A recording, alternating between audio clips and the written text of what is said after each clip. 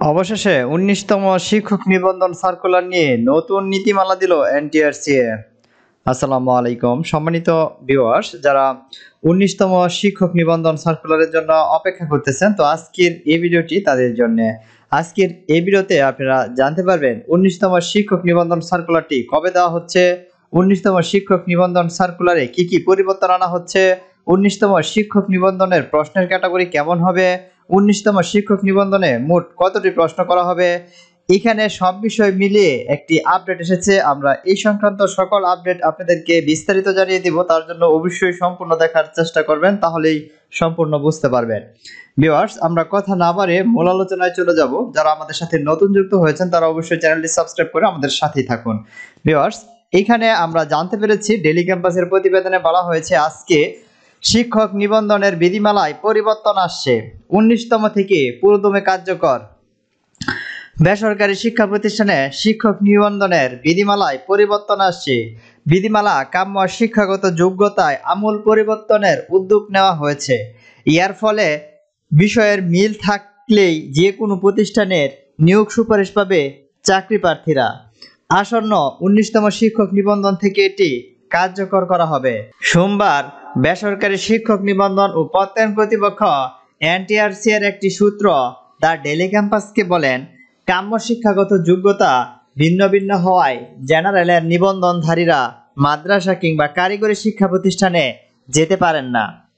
এই অবস্থায় কাম্য শিক্ষাগত যোগ্যতা সহ বিধিতে পরিবর্তন আনা হচ্ছে। এটি বাস্তবায়ন করতে পারলেই অনেক প্রার্থী সুপারিশ পাবেন।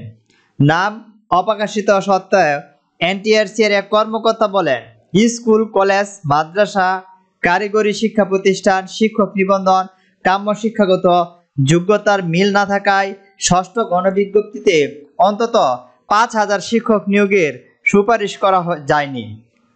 আসন্ন ১৯তম নিবন্ধনের এই বিষয়টি যেন পুনরাবৃত্তি না হয় সেজন্য বিধিমালায় পরিবর্তন করা হচ্ছে। ইতিমধ্যে এই বিষয়ে রেজুলেশন হয়েছে। আমরা সব কাজ এগিয়ে নিয়ে যাচ্ছি। এ কর্মকর্তা আরও বলেন, বেসরকারি শিক্ষা প্রতিষ্ঠানের প্রবেশ পর্যায়ে ৪০টি পদের শিক্ষক নিয়োগ দেওয়া হয়। কারিগরি, মাদ্রাসা এবং স্কুল কলেজ নিয়োগের যোগ্যতা ভিন্ন। যোগ্যতা যেন একই থাকে সেই বিষয়ে আলোচনা হয়েছে।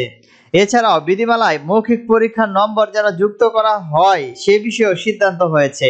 জানা গেছে ৪০টিরও বেশি ৩টি অধিদপ্তরের ভিন্ন ভিন্ন শিক্ষাগত যোগ্যতা থাকায় সুপারিশ জটিলতা সৃষ্টি হয়েছিল।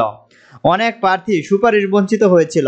তাই দীর্ঘদিন ধরে নিবন্ধিত প্রার্থীরা দাবি জানিয়ে আসছিলেন ৩ অধিদপ্তরের শিক্ষাগত যোগ্যতা এক হোক। সম্মাননা বাড়ার পরিকল্পনা ও প্রশ্নকারদের ১৯তম শিক্ষক নিবন্ধন থেকে পরীক্ষার প্রশ্নকারদের সম্মাননা বাড়ানোর উদ্যোগ নেওয়া হচ্ছে। যেহেতু এবার এমসিকিউ পরীক্ষা ২০০ নম্বরের হবে, সেহেতু এবার পরীক্ষার্থীদের সম্মাননা বাড়ানোর উদ্যোগ নেওয়া হয়েছে বলে জানা গেছে।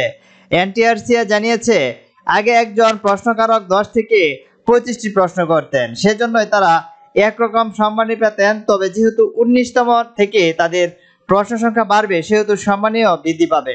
অর্থাৎ যারা এনটিআরসি এর প্রশ্ন করবে তাদের যে টাকাটা দেওয়া হয় সেই টাকাটা আরো বাড়িয়ে দেওয়া হবে বলে এখানে বিষয়টি এনটিআরসি জানিয়েছে। অর্থাৎ এনটিআরসি এর প্রত্যেকটি কাজের জন্য তাদের পারিশ্রমিক বৃদ্ধি করতে হবে।